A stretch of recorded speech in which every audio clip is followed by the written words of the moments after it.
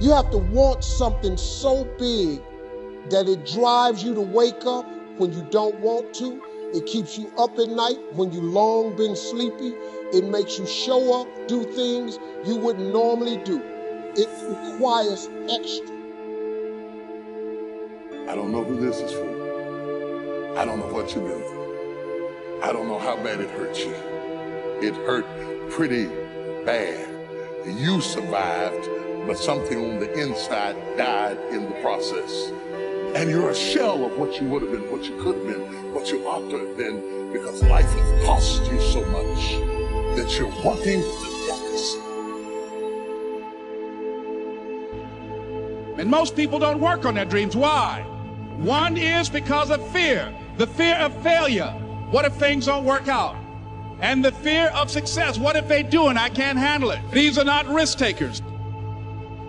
Poor people say, I can't afford it, I can't do that, I don't have time. It's an escape, you know what I mean? It's easy to say, I can't afford it. Oh, I'm too tired. Oh, I can't go to the gym. You know, when you could go to the gym. No, I can't. The truth is, I'm just too lazy to go to the gym. The people that are going to own it are going to be the ones that did that work. And the one promise that I can make you right now is that somebody out there is out working. Somebody right now is doing the things that I'm saying. Somebody right now is doing the work of failing and getting up and getting better and pushing themselves and triggering that glorious adaptation response that makes humans the apex predator. Someone right now, they're putting in that work. The things that you're feeling, clenching up, feeling like you're not good enough, feeling like you're not ready, doubting yourself, kind of spending too much time thinking about how much time you've wasted. You cannot overcome those thoughts because they keep rising up and they become a habit. It's sort of a pattern. You are going to feel like an imposter until you push through that clenched up moment over and over and over again. And then suddenly, through action moments, you're going to see that you're not an imposter at all. You're actually the kind of person that pushes through and does what he or she says they are going to do. Is knowing what is your life worth. What is it that gives your life a sense of meaning and purpose? Because once you find that, it puts you in your power place. See, if you know what your life work is, I encourage you to start working on it. If you can't do it all at one time, do just a little bit of it. And if you don't know what it is that you showed up to do, you don't know why you're here, I encourage you to find out what your purpose is here. What is the meaning of your life?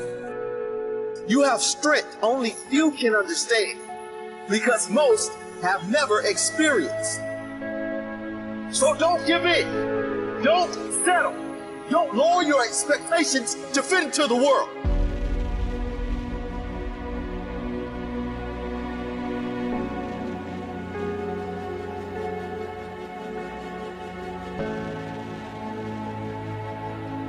As Daniel Pink said, people fail to achieve mastery not because they aren't talented, but because they aren't disciplined.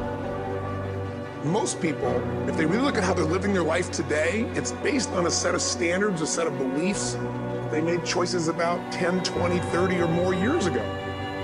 Pain will change us. Heartache, loss, disappointments, they don't leave us the same. Every painful time, even though you don't like it, it's developing something in you that can only be developed in the tough time. So an incantation is not only you speak it, but you embody what you're saying with all the intensity you can.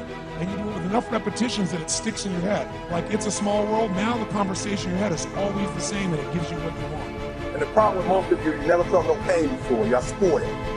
Pain is temporary. It may last for a minute, or an hour, or a day, or even a year. But eventually, it will subside. And something else will take its place. If I quit, however, it will last forever.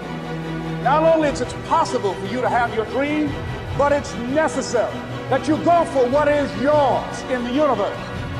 You've got to want that pressure. You've got to want things to be hard. You can't seek out the easy life. You can't just hope and pray that you can uncover inside of you some talent that's laid dormant that you didn't know about that's going to let things be easy for you. Don't want the easy. Want the hard. Want the pressure. Want the thing that's going to turn you into something. Eventually, that will pass. You'll get through it, but you will be different. In those tough times, when you're uncomfortable, going through a loss, dealing with an illness, you could easily let it overwhelm you. Now, how the pain changes you is up to you. It's like, that's real life. You have other ways to look at your scenario. And, you know, it's like, I'm trying to speak to that demo, to those kids, to those people, to the young people out there like that. Even to the older people that are like, maybe I need to stop my job and like pursue something else. Or maybe I need to reevaluate what I want to do. But when you decide what's most important to you, your brain goes after it. Everyone I know who's successful builds what I call an RPM plan. An RPM is built on the metaphor that the way to get from where you are to where you want to go the fastest is you got to build power, like in a car, RPMs. And the R stands for they know the result they're after. They know what they want precisely. If you don't know exactly what you want, or you let yourself get beyond that into something general, you're not going to achieve it.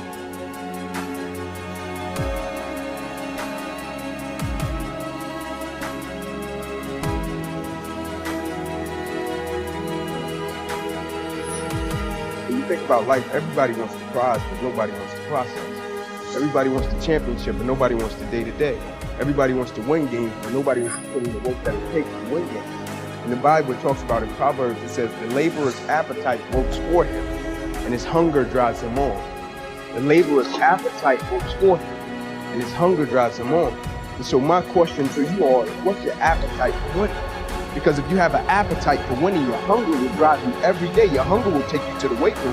Your hunger will take you past 32. Your hunger will take you past the opposition. Your hunger will take you past the adversity. Your hunger will take you past the trials and tribulations. Your hunger will take you to that fourth quarter when it's 4 zeros in that clock. You have emptied that bucket. You have given everything you had in that game. There's a certain mindset, man, when you attack this game. The game of football, it's not about skill. That's what people miss the boat on. This game is not about, it has nothing to do with skill. It has nothing to do with a 40-yard dash. It has nothing to do with jumping a 40-inch vertical. What this game is about, it's about will. That's it.